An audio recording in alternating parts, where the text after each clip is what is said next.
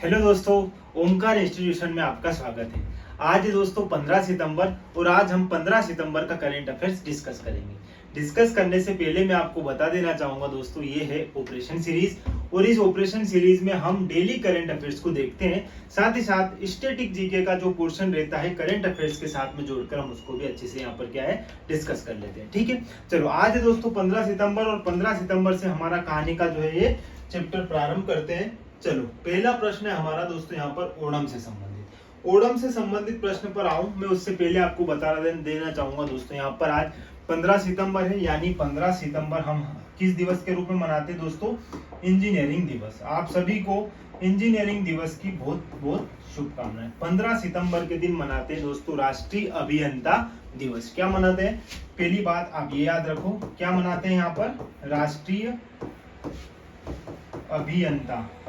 अभियंता इंजीनियरिंग दिवस जो है आज ही के दिन मनाते हैं 15 सितंबर के दिन।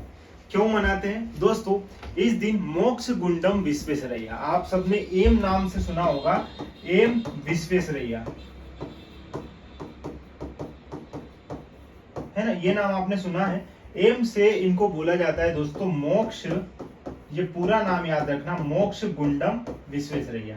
और इन्हीं के जन्म दिवस के अवसर पर जो है हमारे यहाँ पर क्या मनाया जाता है दोस्तों? राष्ट्रीय इंजीनियरिंग दिवस, ठीक है, या राष्ट्रीय अभियंता दिवस। बिंदु याद रखना। इससे पहले हमने 14 सितंबर देखा था दोस्तों। 14 सितंबर प्रतिवर्ष जो है हमारे यहाँ पर क्या मनाया जाता है 14 सितंबर के दिन? राष्ट्रीय हिंदी दिवस, ठीक है। 14 सितंबर राष्ट्रीय हिंदी दिवस याद रखना। 15 सितंबर जो है दोस्तों हमारा क्या याद रखना है? इंजीनियरिंग दिवस। और यहीं पर अगर आगे बात करूं मैं 16 सितंबर की, तो 16 सितंबर के दिन मनाया जाता है दोस्तों ओजोन डे, ओजोन दिवस, ओजोन संरक्षण दिवस जो है ये भी बात आपको यहाँ पर क्या है दोस्तों याद रखनी है, ठीक है। तीनों बिंदु याद रखने, 14, 15, 16। 14 राष्ट्रीय हिंदी दिवस। यदि आप 10 जनवरी पर जाओगे, कब दोस्तों? 10 जनवरी, 10 जनवरी को मनाया जाता है विश्व हिंदी दिवस।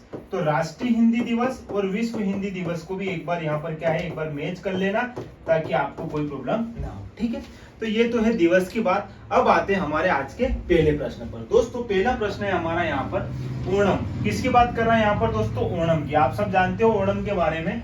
ओणम का पावन पर्व जो कल यानी 14 सितंबर को मनाया गया है, यह किस राज्य या केंद्र शासित प्रदेश से संबंधित है? दोस्तों कल जो है हमारे राष्ट्रपति महोदया, उन्होंने ओणम के त्योहार पर जो है क्या है शुभकामनाएं व्यक्त की है। और इसी बात को लेकर आपको यहाँ पर मैं ये आपके लिए प्रश्न लेकर आया हूँ। ओणम, ओणम दोस्तों एक ऐसा त्योहार है जो फसल कटाई के उपलक्ष्य में मनाया जाता है। फसलों की कटाई होगी, इसी में वो जो क्षेत्र है, उस क्षेत्र के लोग जो है इस त्योहार को बहुत अच्छे ढंग से मनाते हैं दोस्तों। यह राज्य है आपका केरल। थोड़ी सी जानकारी समझना ओणम की दोस्तों।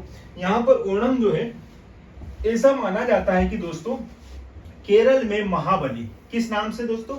महाबली नाम से एक असुर राजा था और उस राजा के आदर सत्कार में ही यह ओणम त्योहार मनाया जाता है, ठीक है। कौन सा राजा है? राजा याद रखना महाबली, ठीक है, ये नाम याद रखना, इससे संबंधित है यह त्योहार। और इसके साथ साथ दोस्तों खुशी और उत्साह का यह त्योहार फसलों की कटाई के उपलक्ष्य में मनाया जाता है। ये बात मैंने आपको बता दी है। यह केरल की समृद्ध सांस्कृतिक विरासत और परंपराओं का जश्न मनाने का भी अवसर है। तो यहाँ पर आपको सिर्फ इतना याद रखना है, केरल जो है ओणम जो है त्योहार कहाँ पर मनाया जाता है? केरल में मनाया जाता है। इसके साथ साथ आपको एक बात और याद रखनी, यह फसल कटाई के उपलक्ष्य में मनाया जाता है। बस इतना सारा बिंदु है आपको याद रखना। देखो यहाँ पर चित्र के माध्यम से भी देखो महिलाएं जो है, ये महाबली जो है नाम का जो असुर है, इसका चित्र है, आप देख पा रहे होंगे यहाँ से। और देखो फसल कटाई के उपलक्ष्य में ये इस प्रकार से यहाँ पर इन्होंने ये चित्र बनाया है और इसको बहुत अच्छे ढंग से यहाँ पर मनाया जाता है। ये बिंदु आप यहाँ पर याद रखना। इसके साथ दोस्तों आते हैं हमारे सेकेंड बिंदु पर। ये है national payment corporation of India. किसकी बात कर रहा हूं दोस्तों यहाँ पर मैं?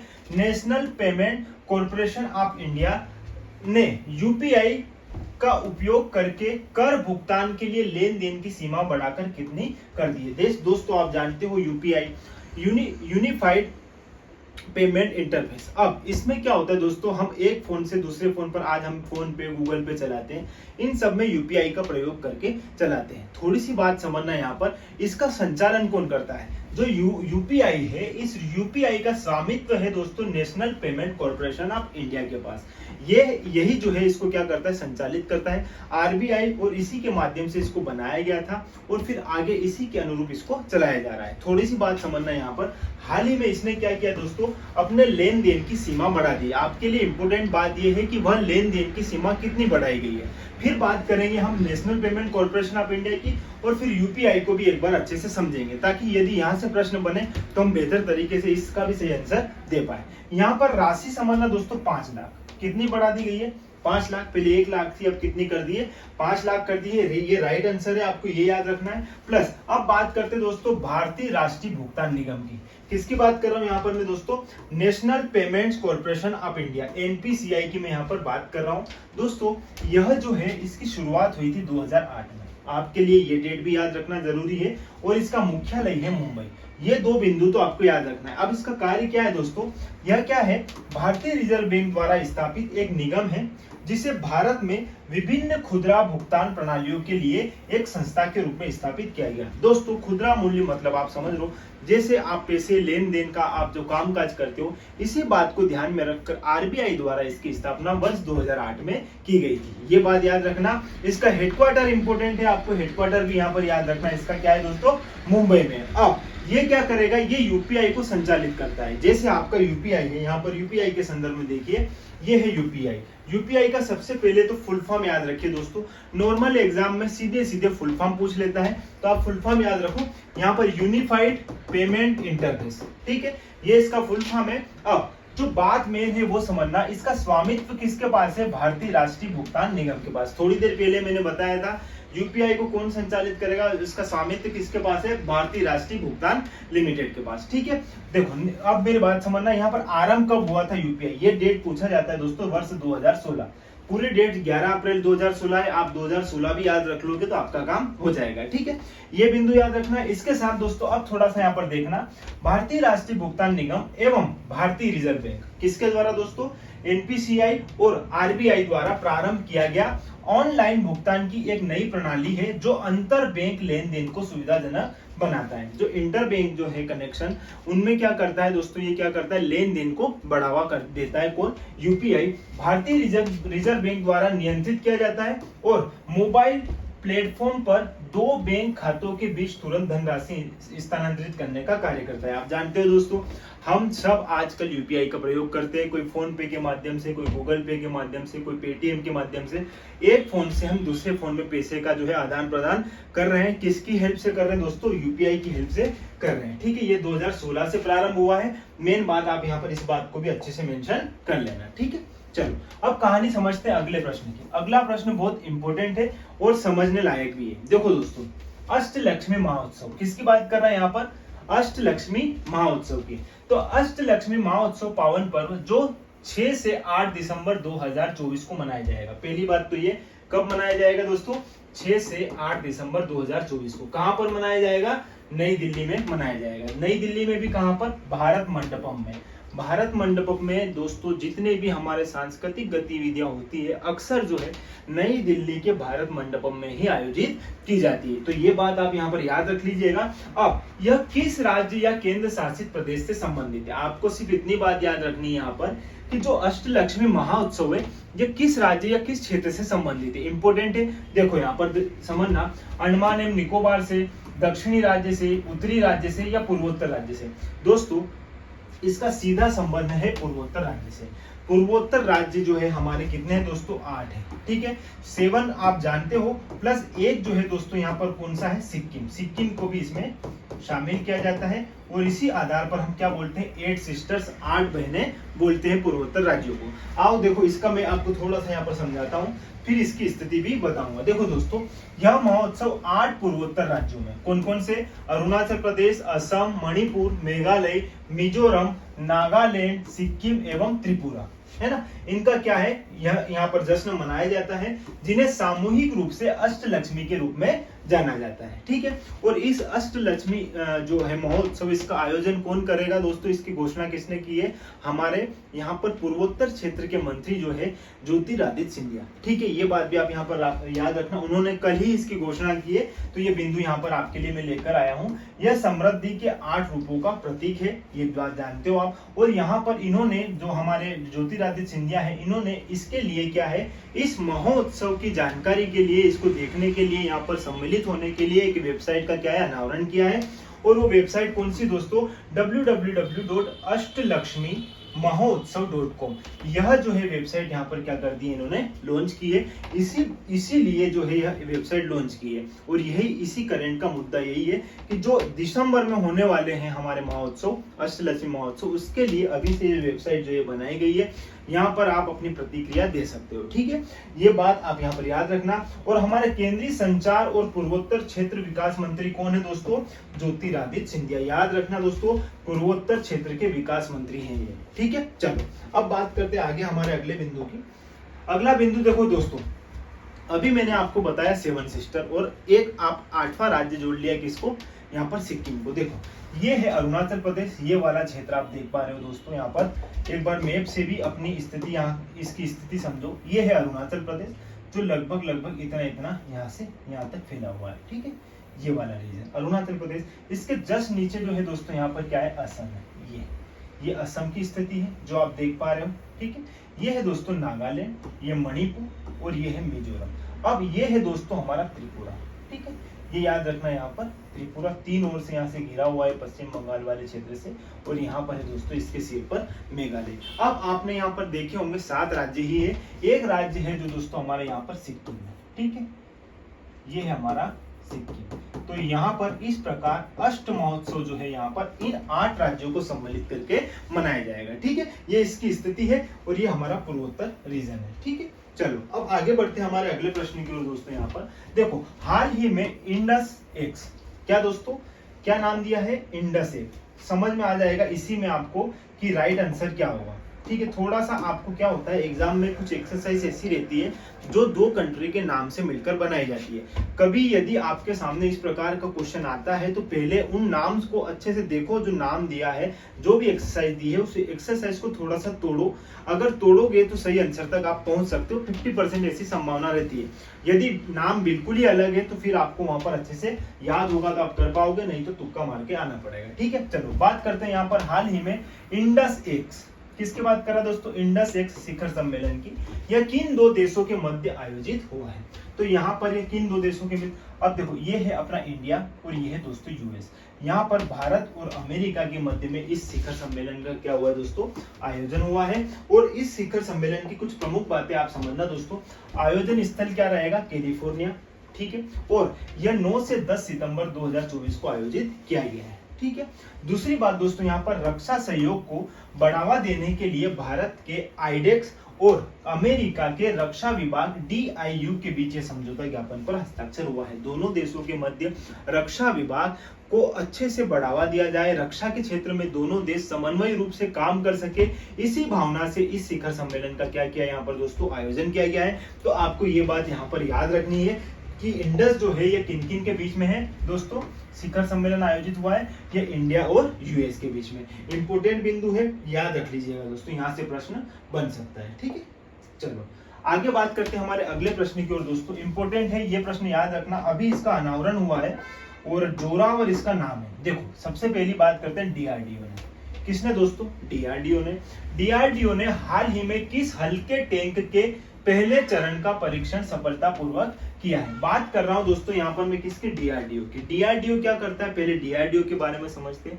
DRDO दोस्तों क्या करता है, रक्षा विभाग में जो है जितने भी हथियार बनने का काम करता है वो हमारा DRDO करता है। हमारा जो रक्षा मंत्रालय है, जो हमारा रक्षा विभाग है, इस रक्षा विभाग को जितने भी हथियारों की आपूर्ति करने का काम करता है, स्वदेशी निर्मित हथियार बनाने का जो काम करता है वो कौन करता है, हमारा DRDO की स्थापना पहले देख लो दोस्तों, 1958 में इसकी स्थापना हुई थी। हेडक्वार्टर इसका क्या है दोस्तों, न्यू दिल्ली में, ठीक है। ये एक बेसिक सी बात है जो आपको पता होनी चाहिए। अब बात करते हैं दोस्तों यहाँ पर हमारे थोड़े से करंट की बात करते हैं। तो DRDO ने हाल ही में किस हल्के टैंक की एक टैंक बनाया यहाँ पर DRDO ने, उसके पहला जो चरण है उसका क्या परीक्षण किया गया है और वो परीक्षण सफलतापूर्वक कर लिया गया है और उसका नाम है जोरावर। देखो जोरावर कैसा दिखता है, पहला भी ये देखो दोस्तों, ये है जोरावर, इस प्रकार से ये दिखता है। हल्का टैंक है जो क्या करेगा दोस्तों, ये रक्षा विभाग में हमारी शक्ति को और क्या करेगा, बढ़ाएगा, इसी क्षेत्र में ये काम करेगा। देखो लाइसेंस एंड टर्बो ये कंपनी याद रखना हमेशा भारत सरकार द्वारा जब भी कुछ भी ऐसे बड़े आयुध बनाए जाते हैं, बड़े ऐसे जो भी है हथियार बनाए जाते हैं, उनमें दोस्तों इस कंपनी की महत्वपूर्ण भूमिका रहती है। तो नाम याद रखना, लार्सन एंड टुर्बो के साथ मिलकर विकसित जोरावर एक बहुमुखी प्लेटफॉर्म है जिसे उच्च ऊंचाई पर तैनाती के लिए डिजाइन किया गया है। अगर ऊंचे स्तर पर तैनात करना हो, किसी भी चीज को डालना हो, वहां पर प्रहार करना हो, तो उसके लिए ये टैंक क्या करेगा, हमारी हेल्प करेगा। ठीक है, यहाँ पर इंपोर्टेंट बिंदु ये है दोस्तों, डीआरडीओ के अध्यक्ष कौन है, तो यहाँ पर समीर वी कामत जी, ये आप फोटो में देख पा रहे होंगे, ये क्या है दोस्तों, ये है अध्यक्ष किसके, डीआरडीओ के। याद रखना, इंपोर्टेंट फैक्ट था, ये भी आपको यहाँ पर याद रखना होगा। चलो दोस्तों, अब बात करते हैं हमारे रिवीजन की। दोस्तों कल के जो हमने क्वेश्चन देखे उनका हम जल्दी से यहाँ पर क्या कर लेते हैं, एक बार रिवीजन कर लेते हैं। वैसे तो हमने विस्तृत रूप से उनको देखा था, यहाँ पर फिर से एक बार हम क्या कर लेंगे, उनका रिवीजन कर लेंगे, ताकि कल का पढ़ा हुआ भी हमारा आज याद रहे और हमारा रिवीजन भी साथ साथ में चलता रहे। चलो कहानी शुरू करते हैं पहले प्रश्न से। हाल ही में चर्चा में रहा श्री विजयपुरम नाम भारत के किस स्थान के लोगों के समृद्ध इतिहास को व्यक्त करता है। आपने देखा है दोस्तों, पोर्ट ब्लेयर के संदर्भ में मैंने बात करी थी कल, यानी अंडमान निकोबार जो है, इसका जो इसकी जो राजधानी है पोर्ट ब्लेयर, उस पोर्ट ब्लेयर का नाम अब क्या कर दिया दोस्तों, यहाँ पर विजयपुरम कर दिया है। कल मैंने पूरी कहानी इसकी समझाई थी। चोल साम्राज्य के अस्तित्व के लिए जाना जाता है आपका कौन दोस्तों, विजयपुरम या पोर्ट ब्लेयर। यदि आप थोड़ा सा वीर सावरकर जी के बारे में बात करोगे तो उनके नाम पर अंतरराष्ट्रीय हवाई अड्डा भी कहाँ पर है, पोर्ट ब्लेयर में है। और यहाँ पर अंडमान निकोबार की भी मैं बात करूँ तो अगर ये छोटे छोटे 3 आइलैंड में बटा हुआ है, आप जानते हो, पहला जो है दोस्तों नॉर्थर्न अंडमान है, ठीक है, ये आपका मिडिल अंडमान हो जाएगा, और ये है अपना साउदर्न अंडमान। और इसी साउदर्न अंडमान पर यहाँ पर मिलेगा आपको राजधानी पोर्ट ब्लेयर, ठीक है। और इसी पोर्ट ब्लेयर का अब नाम क्या कर दिया दोस्तों, विजयपुरम। ये पूरी कहानी मैंने आपको बताई थी कल के करंट अफेयर्स में। हमने पूरा जो है यहाँ पर किसका इतिहास देखा था, पूरा श्री विजयपुरम का इतिहास देखा था। यदि आपने वो वीडियो नहीं देखी है तो एक बार उसको जरूर देख लीजिए। इंपोर्टेंट बिंदु है, सारे प्रश्न यहाँ से बन सकते हैं। देखो चलो फिर आगे बात करते हैं दोस्तों। यहाँ पर भारतीय मूल की किस व्याख्याता को सिंगापुर में साहित्य के लिए पुरस्कार दिया गया है। कल ही हमने देखा था दोस्तों, सिंगापुर में यहाँ पर प्रशांति राम जी जो है, इनको क्या मिला है, यह पुरस्कार मिला है। सिंगापुर का साहित्य के क्षेत्र में दिया गया यह पुरस्कार है। सारी जानकारी हमने इनकी भी देखी थी। फिर बात करते हैं 2024 के लिए सर्वश्रेष्ठ देश के रूप में किसे नामित किया गया। किसकी बात कर रहा हूं दोस्तों, 2024 की। 2024 में सर्वश्रेष्ठ देश के रूप में किसे नामित किया गया है दोस्तों, स्विट्जरलैंड को, ठीक है। स्विट्जरलैंड की स्थिति हमने देखी थी, इसके बारे में सारे फैक्ट हमने देखे थे, किस प्रकार स्विट्जरलैंड की स्थिति भौगोलिक संदर्भ में कैसे है, यहाँ की राजनीति संदर्भ में कैसे है। कल के वीडियो में पूरा स्विट्जरलैंड अच्छे से हमने पढ़ा था, ठीक है। अगला प्रश्न है दोस्तों हमारा यहाँ पर, हाल ही में किसने सोशल मीडिया पर 100 करोड़ फॉलोअर्स पूरे किए। 100 करोड़ फॉलोअर्स पूरे किए हैं यहाँ पर दोस्तों किसने, क्रिस्टियानो रोनाल्डो। रोनाल्डो ने 100 करोड़ फॉलोअर्स सोशल मीडिया के माध्यम से अपने खुद से जोड़े हैं। यहाँ पर समझो दोस्तों रोनाल्डो के बारे में, रोनाल्डो एक पुर्तगाल के खिलाड़ी है, ठीक है। कहाँ से संबंधित है, एक बात ये याद रखना, पुर्तगाल से। और पुर्तगाल में दोस्तों किससे संबंधित है, किस खेल से संबंधित है, ये फुटबॉल से, ठीक है। ये तो आपको पता है, लेकिन हाल ही में 100 करोड़ का दायरा पार करना बहुत बड़ी बात है दोस्तों। तो विश्व में अंतरराष्ट्रीय स्तर पर पहले ऐसे खिलाड़ी ये बन चुके हैं। अगर मैं बात करूं यहाँ पर 100 करोड़ कैसे हुए, तो दोस्तों यहाँ पर लगभग 64 करोड़ जो है, कितने, 64 करोड़ इन्होंने जोड़े हैं इंस्टाग्राम से। आप जानते हो इंस्टाग्राम, आप इंस्टाग्राम पर सब रील्स चलाते हो, दिन भर रील्स देखते हो, है ना। तो इंस्टाग्राम पर सबसे ज्यादा जो है यहाँ पर इन्होंने 64 करोड़ लोगों को जोड़ा। फिर अगर मैं बात करूं फेसबुक की, फेसबुक पर लगभग 17 करोड़ जो है इनके फॉलोअर्स बने हैं दोस्तों। एक और सोशल मीडिया साइट है एक्स, जिस पर इन्होंने 13 करोड़ लोगों को जोड़ा है। और YouTube के बारे में तो आप जानते हैं दोस्तों, YouTube पर इन्होंने 6 करोड़ लोगों को जोड़ा है। इस प्रकार अगर आप देखोगे यहाँ पर लगभग 100 करोड़ का दायरा पार करने वाले पहले ऐसे अंतरराष्ट्रीय स्तर पर खिलाड़ी बन चुके हैं रोनाल्डो। रोनाल्डो की थोड़ी सी और यहाँ पर अगर आप बात देखोगे दोस्तों, तो अभी हाल ही में अंतरराष्ट्रीय स्तर पर प्रोफेशनल फुटबॉल में इन्होंने 900 गोल पूरे किए हैं। और ऐसा करने वाले ये विश्व के पहले ऐसे खिलाड़ी बन गए हैं। अगर दूसरे खिलाड़ी की आप बात करोगे यहाँ पर दोस्तों, तो जो मेसी है, आप जानते हो मेसी को, मेसी ने भी दोस्तों 838 कितने 838 गोल अपने प्रोफेशनल करियर में बनाए हैं। तो ये बात भी आप यहाँ पर अच्छे से याद रख लीजिएगा। आप यकीन मानो दोस्तों, यह 39 इयर्स के हैं, 39 साल के, और मेसी कितने 37 साल के। दोनों में आप देखोगे दोस्तों, लगेगा ही नहीं कि ये 39-40 साल के प्लेयर है, मतलब खुद को ऐसा मेंटेन कर रखा है, तो बनेंगे इसे इतने सारे फॉलोअर्स। चलो अब बात करते हैं दोस्तों राष्ट्रीय हिंदी दिवस की। राष्ट्रीय हिंदी दिवस कब मनाया जाता है? थोड़ी देर पहले जब क्लास प्रारंभ हुई थी तभी मैंने आपसे बोला था कि आज जो है दोस्तों 14 सितंबर के दिन जो है क्या मनाया जाता है? राष्ट्रीय हिंदी दिवस। 15 सितंबर के दिन क्या मनाया जाता है? आज के दिन क्या मनाया जाएगा दोस्तों? अभी थोड़ी देर पहले मैंने बताया था, राष्ट्रीय अभियंता दिवस, इंजीनियरिंग डे है आज। क्या है दोस्तों? राष्ट्रीय अभियंता दिवस। ठीक है, ये बात आप यहाँ पर याद रख लीजिएगा। ठीक है, चलो फिर बात करते हैं दोस्तों, यहाँ पर इतनी सारी बातें तो हो गई, फिर अपन 16 सितंबर की भी बात कर लो। ओजोन लेयर जो डिप्रेशन होता है, ओजोन संरक्षण दिवस जो है कब मनाया जाता है? 16 सितंबर को मनाया जाता है, ये भी बात मैंने बताई थी। अगर राष्ट्रीय हिंदी दिवस की बात निकली दोस्तों, 14 सितंबर को यह मनाया जाता है, और आप देखोगे भारतीय संविधान द्वारा 1949 में इसको आधिकारिक रूप से मान्यता दी गई थी। ठीक है, इसीलिए 14 सितंबर 1949 को जब ये आधिकारिक रूप से मान्यता दी गई, इसी बात को ध्यान में रखकर 14 सितंबर को राष्ट्रीय हिंदी दिवस मनाया जाता है। यह कब से मनाया जा रहा है? यह 1953 से मनाया जा रहा है। अगर हिंदी की मैं बात करूं दोस्तों, तो भारतीय संविधान का कौन सा भाग? भाग 17। कौन सा भाग दोस्तों? भाग 17 जो है किसकी बात करता है? राज्य के प्रचार प्रसार के लिए बात करते हैं, हिंदी की जो है हिंदी को बढ़ावा मिले, हिंदी को महत्व मिले, इस संदर्भ में बात करते हैं। तो ये बिंदु भी आप यहाँ पर याद रखना। अगर आप राष्ट्रीय स्तर पर बात कर रहे हो तो आप समझते हो, लेकिन अंतरराष्ट्रीय स्तर पर भी, अगर इंडिया को छोड़ दो और अंतरराष्ट्रीय स्तर पर भी हिंदी भाषा के बोलने वाले लोगों की संख्या देखोगे तो लगभग 60 करोड़ ऐसे लोग हैं जो आज भी दोस्तों क्या बोलते हैं? हिंदी बोलते हैं। और विश्व में हिंदी के इसी महत्व को ध्यान में रखकर प्रति वर्ष 10 जनवरी को क्या मनाया जाएगा दोस्तों? यहाँ पर विश्व हिंदी दिवस। क्या मनाया जाएगा? विश्व हिंदी दिवस। मैं यहाँ लिख रहा हूँ, आप यहाँ पर इसको अच्छे से समझ लीजिएगा। ठीक है, तो ये कुछ बिंदु है दोस्तों जो हमने आज हमारे आज के करंट अफेयर्स में देखे।